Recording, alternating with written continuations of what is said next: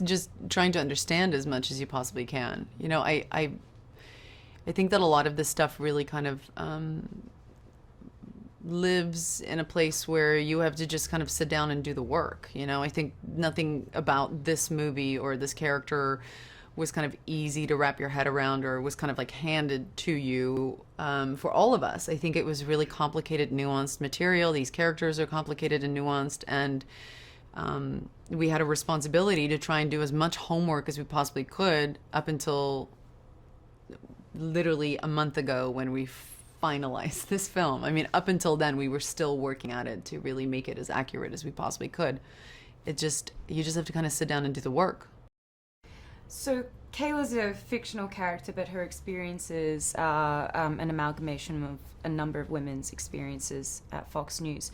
And there were a lot of accounts, both publicly and only shared with filmmakers, that I was privy to. There was a lot I still had to understand about where she was coming from, how she was entering this institution with the level of trust and admiration that she was, and that came from her family and her upbringing. She's grown up in a family that watches Fox News religiously, and I could only imagine the pressure she would have felt to make her family proud. And she's an ambitious woman, and she feels like she has something to add to Fox. She feels like she needs to keep her career moving forward.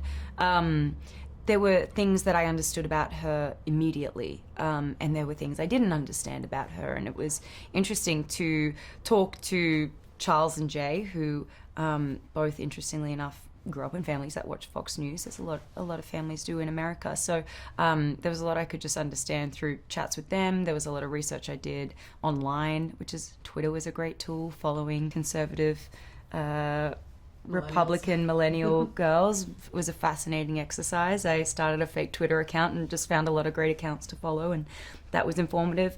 And then beyond that, I have my usual approach as an actor, where I work with an acting coach, a dialect coach, and a movement coach, and kind of plot things out that way. Yeah, I mean, the cast is pretty dreamy. I think we were really just consistently in it. There was actually a very short shoot, and our pre-production happened really fast, and so everything was quite fast and furious, and because of that, I think we were just in it all the time. And we were shooting, Jay was shooting 360, Barry Ackroyd, our DP, lit the set, and so there wasn't really setup time. There wasn't time to go hang in the trailers and whatever. It was like, when you're on set, it was kind of like, you don't stop until everyone wraps that day. And of course, on top of that, Charlize is obviously a producer on this, so running around doing a million different things and juggling this and making it all look seamless and elegant and amazing and powerful in every regard.